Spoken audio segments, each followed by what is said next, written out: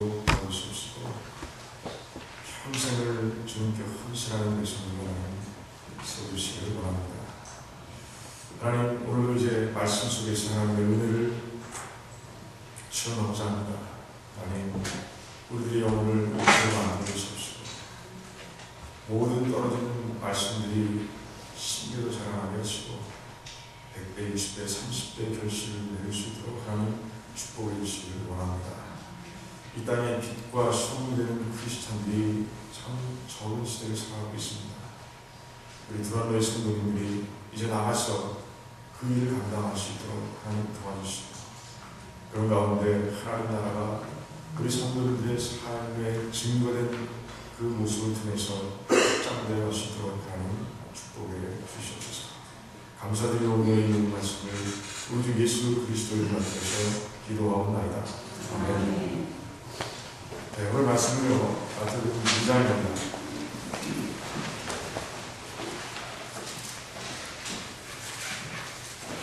마태복음 2장 1절에서 12절까지 말씀 같이 읽어보겠습니다.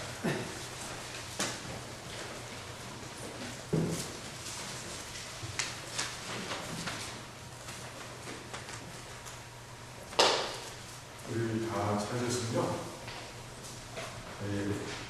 교독하시겠습니다. 제가 먼저 1절 읽습니다. 헤로다 때 예수께서 유대 베들레헴에서 나시매 동방으로부터 박사들이 예루살렘에 이르러 나오되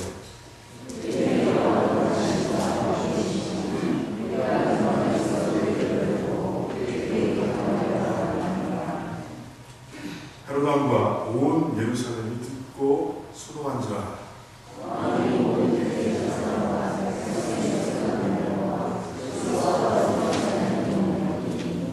가로되 유대 베들레헴 예언이 있는 선지자로 이렇게 기록된 바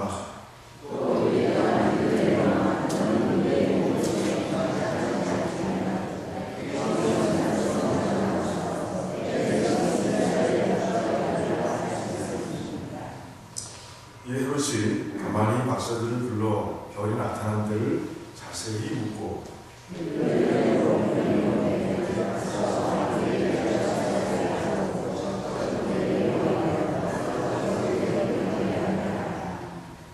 박사들이 왕의 말을 듣고 갈새 동방에서 보던 그 별이 문득 앞서 인도하여 가다가 아기 있는 곳 위에 머물러 섰는지라.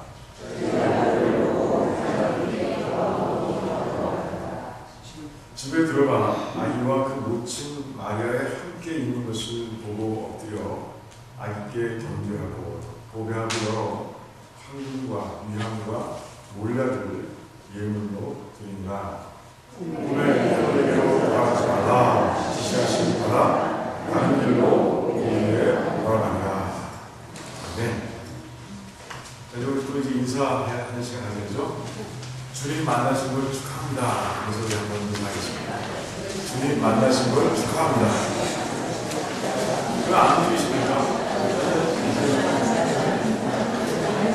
멀리 보세요. 멀리.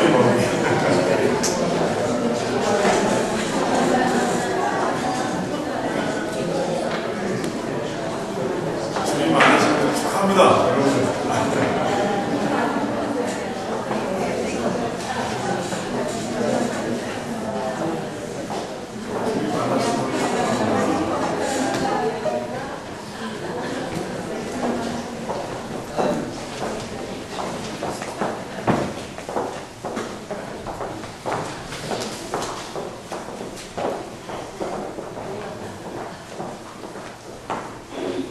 진심으로 축하하셨습니까? 주님 만나신 거? 네. 정말 축하드립니다. 뭐 좋은 대학에 들어간 거 이거 아무것도 아니야. 뭐 갑자기 복권 1억 불짜리 복권 맞은 거 이거 아무것도 아닙니다.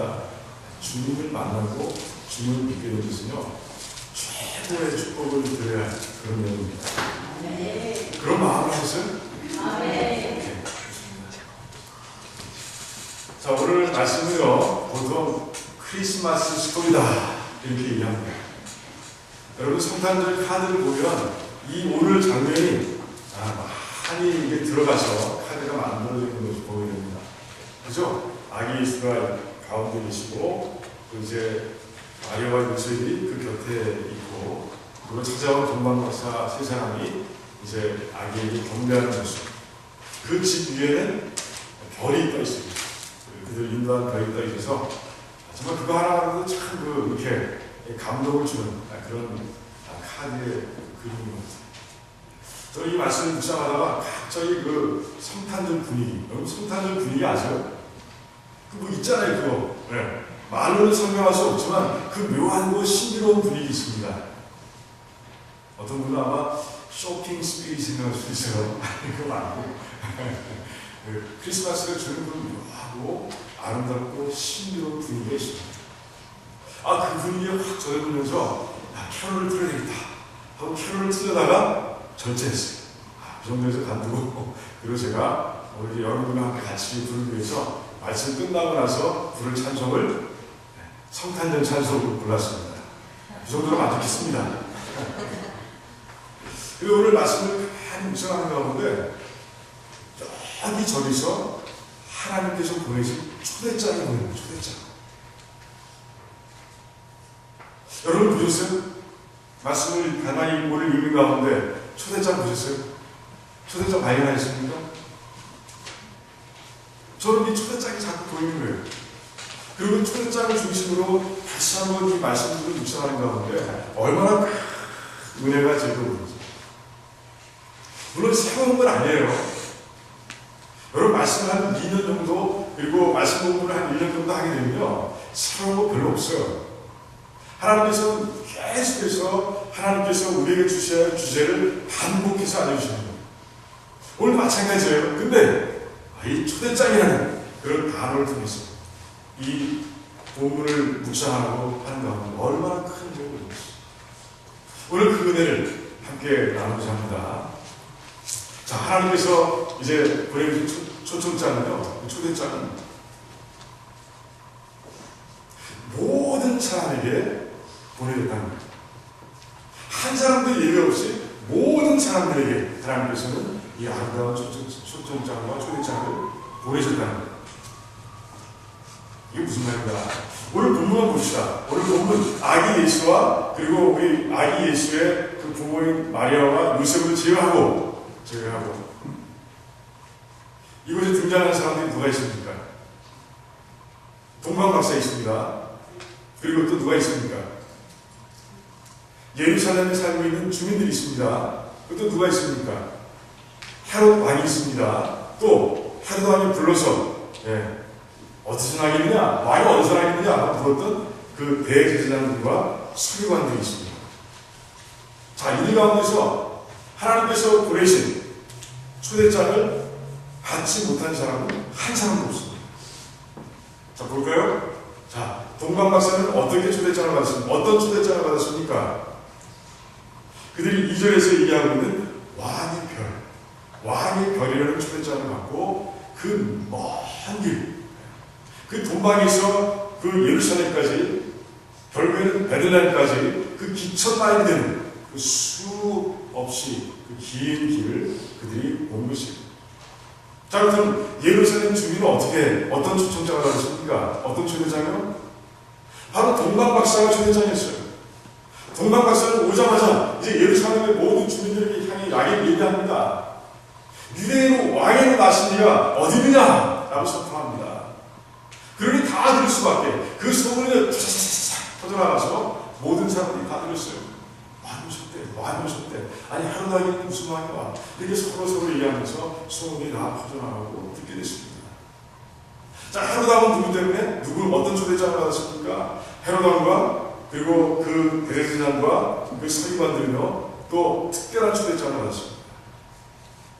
물론 동방박사도 초대장 안에 들어갑니다. 하지만 하나 더 하나님께서 그들에게 얹어서 초대장을 보내주셨어요. 어떤 초대장입니까? 바로 말씀. 그 말씀을 통해서 이제 메시아가 베들레헴에 오실 것까지 알고 이제 그 동방 박사들에게 그곳으로 가보라고까지 얘기하는 그런 모습을 보면 한 사람도 예외 없이 모두가 다 하나님의 초청장을 받고 있는 모습이 오늘 2장 1절에서 12절까지의 모습에 그대로 드러나는 거죠. 그런데 저는 이 말씀을 묵상하는 가운데 이 사람들이 왜 초대장을 주셨을까 하는 그런 의문이 드는 사람들을 발견할 수 있었습니다. 첫 번째 누굽니까? 하나님의 초대장을 보내지 않아도 되실 것 같은 그런 인물들이 누구예요? 바로 동방박사. 이 1절부터 12절까지 말씀 가운데서 주인공 중에 한 사람이라고 얘기할 수 있는 동방박사. 그 동방박사는요, 하나님의 초대장을 보내지 않으셔도 됐을 법한 그런 인물들이 아닌가 하는 생각을 해보게 됩니다. 유대인의 관점에서 얘기하는 겁니다. 율법의 관점에서 얘기하는 거죠. 여러분 생각해 보시기 바랍니다. 동방박사들은요, 치명적인 약점 두 가지 갖고 있었어요. 첫 번째 약점이 무엇입니까?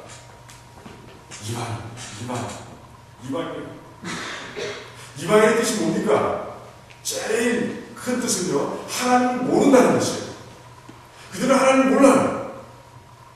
하나님을 섬기지 않습니다. 하나님 이외에 다른 것들을 섬기는 사람들입니다. 그래서 하나님께서는 제가 마태복음 강의를 시작하고 둘째 시간에 말씀드렸듯이 하나님께서는 유대 백성들, 하나님께서 택하신 백성들이 그 이방인들과 통혼하는 것을 막으셨습니다. 그 정도였습니다.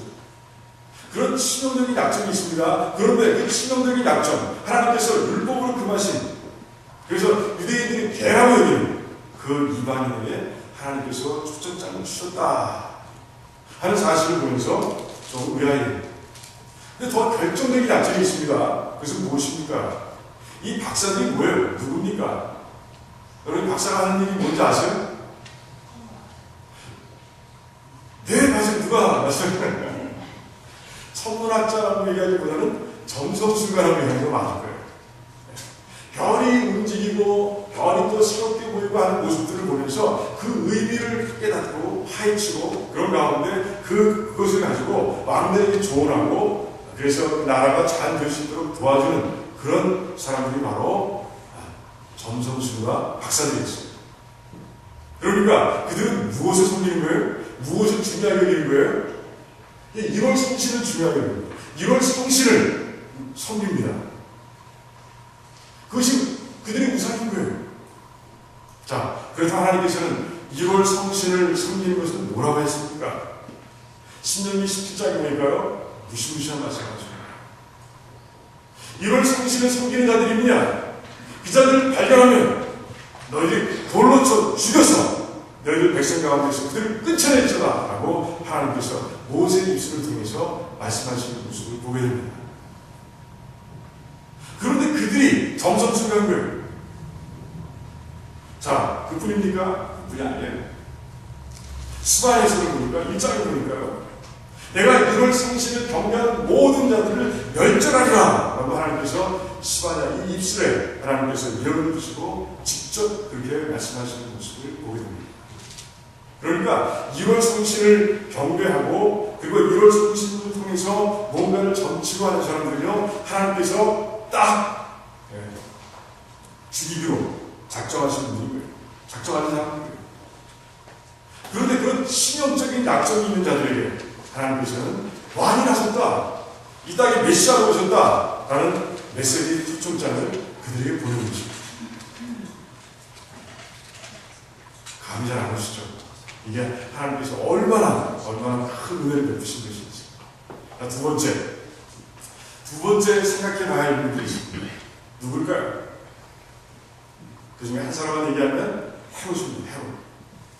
헤롯이 어떤 사람이냐? 아마 아시는 분도 있을 거예요. 헤롯은요, 자기의 왕권을 지키기 위해서 무엇이라도 하는 사람이었습니다.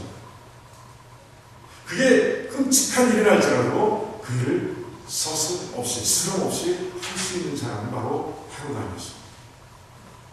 헤롯왕은요, 또 치명적인 약점이 있습니다. 그가 유대인들을 다스리지 않습니까? 이스라엘 백성들, 유대인은 이스라엘 백성들을 다스리잖아요. 그런데 그는 유대인이 아니었어요. 순수한 유대 혈통이 아닙니다. 그는요, 에돔 사람이었어요. 에서의 혈통을 따라서 그렇게 태어난 사람이었습니다. 그러다 보니까 그게 치명적인 약점, 유대인들을 통치하는 데 있어서 그 정통성의 문제, 이런 거는 늘 아파하고 늘 불안해했던 사람이었습니다. 그러다 보니까 이 권력력이 있죠, 약점이 있죠. 그러다 보니까 정말 조금이라도 의심이 가는 사람이 있으면 그럼 다 죽였어요. 아, 저놈이 이상한 모습으로 내 왕권을 노리는 것 같아. 그러면 다 죽였어요. 그 중에 누굴 죽였는지 아십니까? 그의 사랑하는 아내도 죽였고요. 아들 셋도 죽이고 말았습니다. 그 정도예요. 하지만 죽인 사람 전체를 합치면요, 한 수백 명 됩니다. 여러분, 러시아 정부가 들어서고 스탈린이 정권을 잡으면서 그가 수천한 사람들이 몇 명인지 아십니까? 그냥 공식적인 기록만 68만 명이에요. 그런데 비공식적인 통계까지 다 합치면 200만이 넘는 사람들을 죽였다고 해요. 그런데 인구 비율을 보면요, 하루하루 그에 못지않은 그런 잔악한 일을 한 거예요. 그런데 하나님께서는 그에게도 동방박사를 통해서 하나님의 예언의 말씀을 통해서 초청장을 보내시는 모습을 보게 됩니다. 이해가 되지 않아요. 아, 저 어떡하나 조바심이 납니다.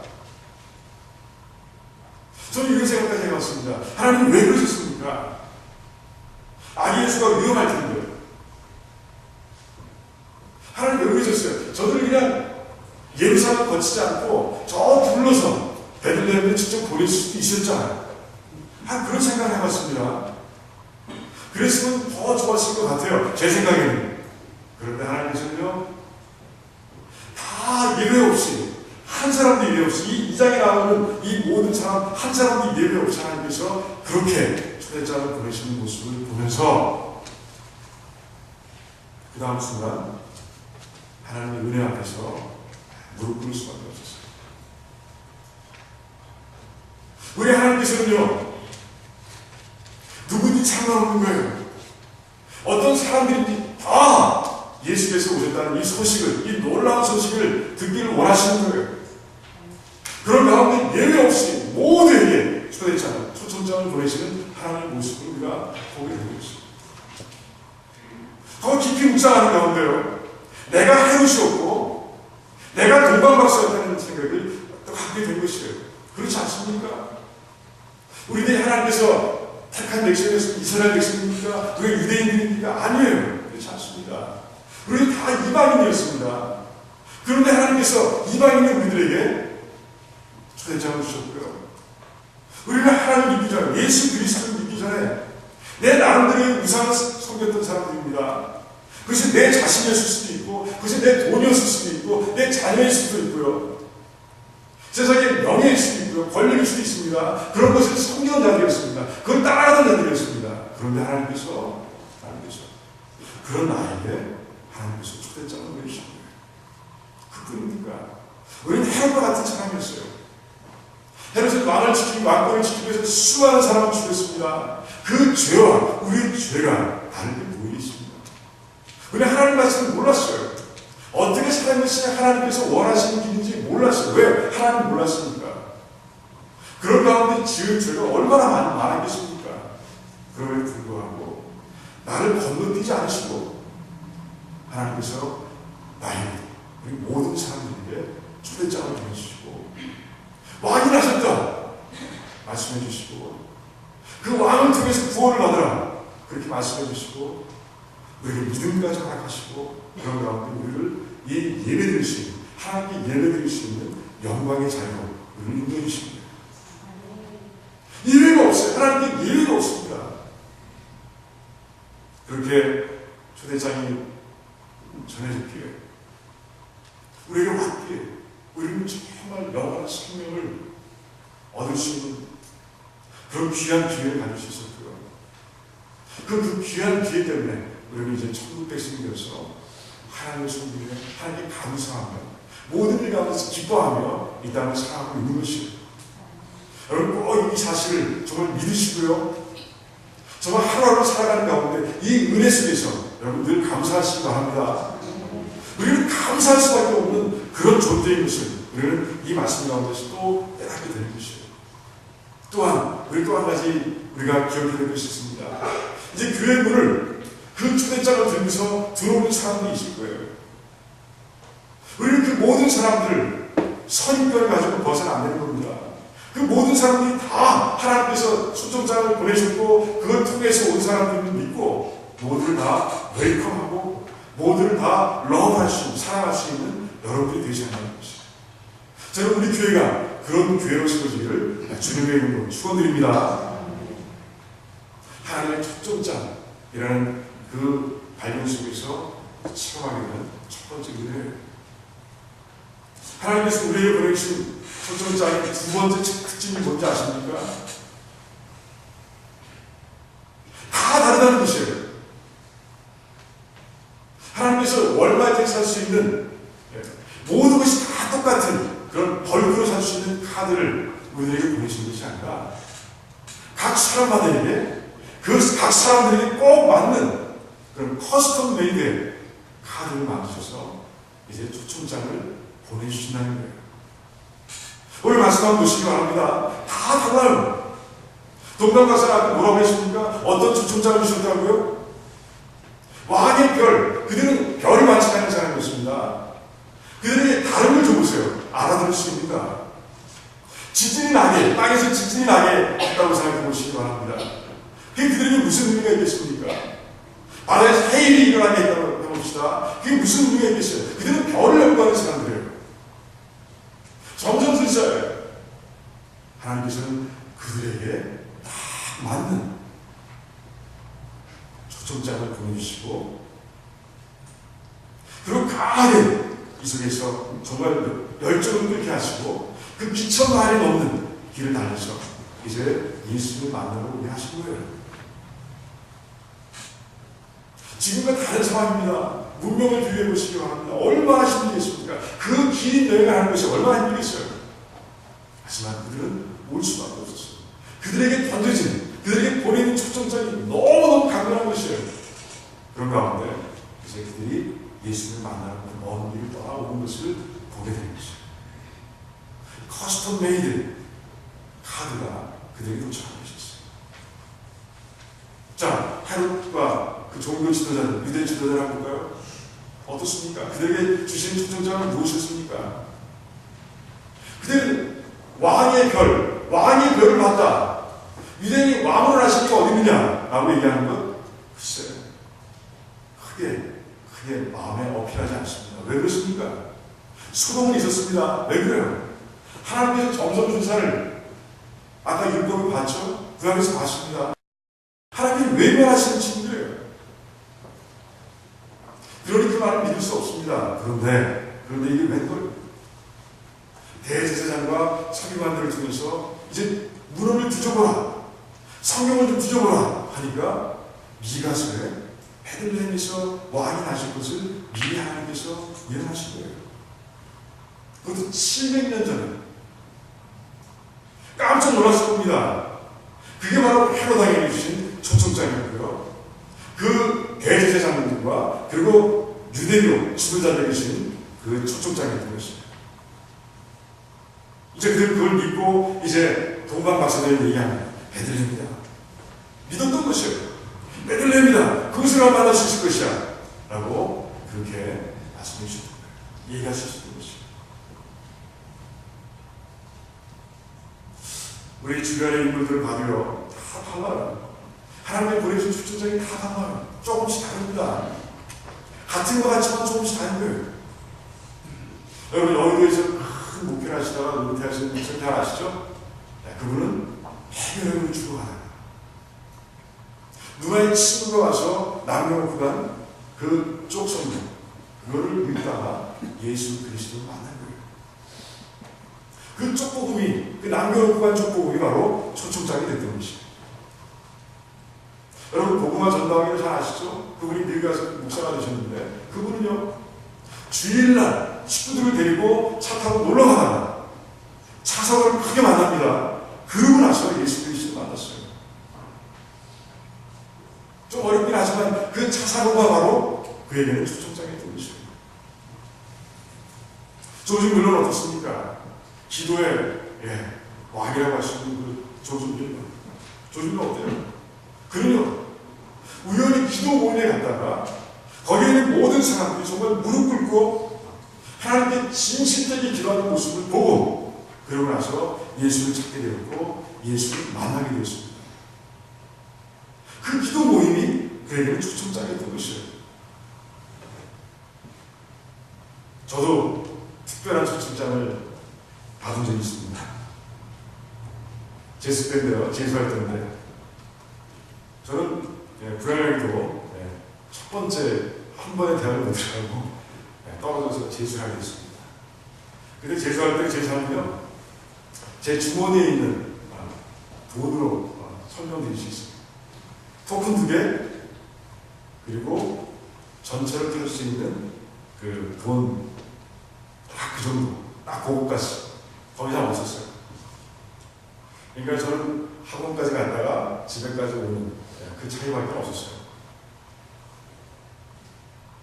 아침 6시 기상, 노량진에 있는 학원까지 가서 거기서 이제 저는 늦게까지 공부하고 또 나와서 또 공부하고 집에 와서 또 새벽 2시까지 공부하고 다시 6시 기상. 이게 제 1년의 일과표였습니다. 한 번도 깨본 적 없어요. 그런데 하루, 9월달 어느 하루 깨진 거 같습니다. 하루 깨진 겁니다.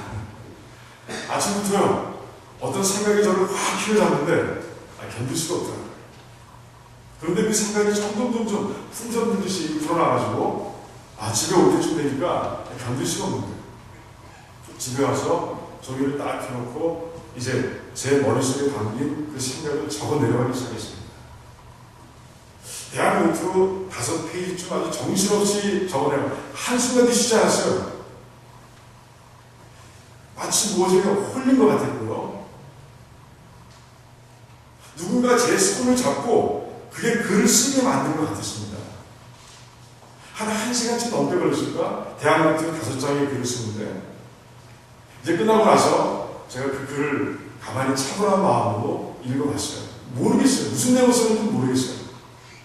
그런데 가만히 내가 읽어보니 기도에 대한 내용이고요, 회심에 대한 내용이고요, 변화에 대한 내용이었습니다. 간략하게 요약하면 이런 거예요. 정말 악한 사람들만 사는 한 마을이 있습니다. 그런데 그 마을에 딱 한 사람, 신앙인이 있었는데 그는 그 악하게 사는 사람들, 그 주민들을 위해서 하루도 빼놓지 않고 눈물로 기도했습니다. 그런데 그때는 하나님 몰랐습니다. 누군가의 신비한 능력에 의해서 이제 그 기도가 이루어지고 그 악한 사람들의 그 영혼이 다 바뀌는 그런 내용이 그리웠어요. 그때까지 우리 가정에는요, 우리 식구들 중에는 크리스찬 없었어요. 샤머니즘, 점치고, 구타고 이런 거에 익숙해 있던 우리 집이었습니다. 그런데 정말 신기한 힘이 그 글을 통해서 저를 자꾸 뭔가를 이끌어가시는 그런 모습을, 그런 느낌을 제가 체험할 수 있었어요. 저는 그 노트를 소중하게 서랍에 넣어놓고, 그리고 그 생각, 자꾸 자라나고 나를 인도하는 그 생각은 가슴 한켠에 묻어두고 다시 공부했습니다. 딱 하루였어요. 그런데 제수 끝날 때쯤 해가지고 우리 이제 집안에, 우리 가정이 아니라 집안에 유일한 크리스찬인 우리 작은어머니, 숙모시죠. 숙모님께서 저를 보시더니 이런 말씀하시는 거예요. 이제 대학 들어가면 교회를 나가는 게 어때? 라고 말씀하십니다. 그런데 그때 읽었던 제가 썼던 글, 그 교회, 이 단어가 딱 매치가 되는 거예요. 그런 가운데 제 어머니 울림을 주고요. 그런 가운데 제가 대학에 입학하고, 그리고 그 다음날이 토요일로 기억하는데, 토요일날 제가 이제 교회로 가서 신앙생활을 시작하게 됐습니다. 저는 그 글, 저는 지금도 신비해요.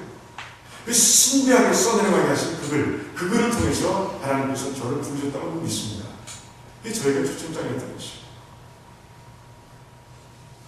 아마 여러분 이 이야기를 들으면서 아마 여러분들의 초점장, 정말 기억 속에 남겨놨던 오래전에 기억에 남겨뒀던 그 초청장을 꺼내 들고 그때의 감격을 또 누리는지 모르겠습니다. 제가 만약에 여러분들이 받은 초청장은 무엇입니까? 어떤 초청을 받고 여러분들이 이곳에 나왔습니까? 라고 제가 묻는다면 여러분들이 손을 들어서 보여주시는 그 초청장들이 다 조금씩은 다를 거라고 믿어요. 하나님 그렇게 우리 사랑하십니다. 우리를 잘 아시는 하나님께서요, 아무렇게나 똑같은 초청장을 보내서 우리들을 구원하시는 것이 아니라 우리에게 딱 맞는 우리의 성격, 우리의 삶, 우리의 직업, 우리에 딱 맞는 그런 초청장을 보내주셔서 여러분들을 구원하신 거예요. 월마트에서 볼 수 있는 그 벌크의 카드를 가지고 하나님께서 그렇게 아무렇게나 성의 없이 똑같은 카드를 보내서 여러분들 구원하신 거 아닙니다. 여러분 그 사실을 분명히 아셔야 됩니다. 한번 비교해보세요. 부부끼리도 비교해보세요. 저도 비교해봤습니다. 우리 집사람과 다릅니다. 다른 초청장을 주셨어요. 하나님께서는 우리를 태초에 정하시고요, 그렇게 정말 놀라운 방법을 통해서 우리 한 사람 한 사람을 불러주신 거예요. 그래서 바울은 얘기했습니다. 나는 복음의 빚진 자다 라고 얘기합니다. 그 복음이 전해지는 과정 속에서 있었던 그 하나님의 사랑과 하나님의 은혜와 이 모든 것들을 생각할 때 나는 복음의 빚진 자다. 그럼 그렇게 얘기할 수밖에 없었던 거예요. 그런 가운데 고린도전서 9장에서 그는 이렇게 얘기합니다. 한번 찾아보겠습니다. 고린도전서 9장 말씀 19절을 한번 찾아보겠습니다.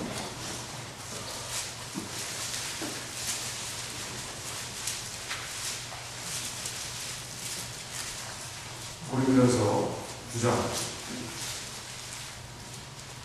19절에서 23절까지 말씀은 우리 같이 교독해 보겠습니다. 제가 먼저 읽겠습니다. 내가 모든 사람에게 자유하였으나 스스로 모든 사람에게 종이 된 것은 더 많은 사람을 얻고자 합니다.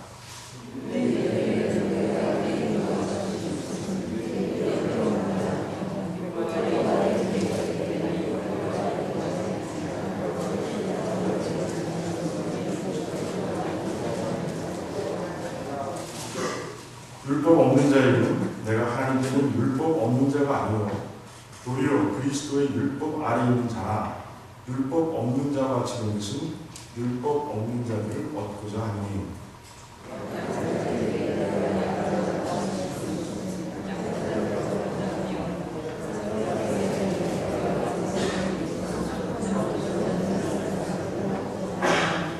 같이 있습니다.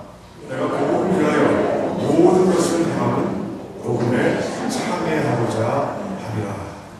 아멘. 이거예요. 바울은 깨달았던 것이에요. 하나님의 초청장이 커스텀 메이드, 모든 사람들에게 독특하고 특별하고 소중한 초대장인 것을 깨닫고 그걸 이렇게 얘기하는 것이에요. 여러 사람에게 내가 여러 모양이 된 것은 아버지처럼 몇몇 사람들을 구원하고자 합니다. 라고 얘기하는 것이에요. 이 사실을 분명히 안 자들은 바울처럼 살 수밖에 없습니다.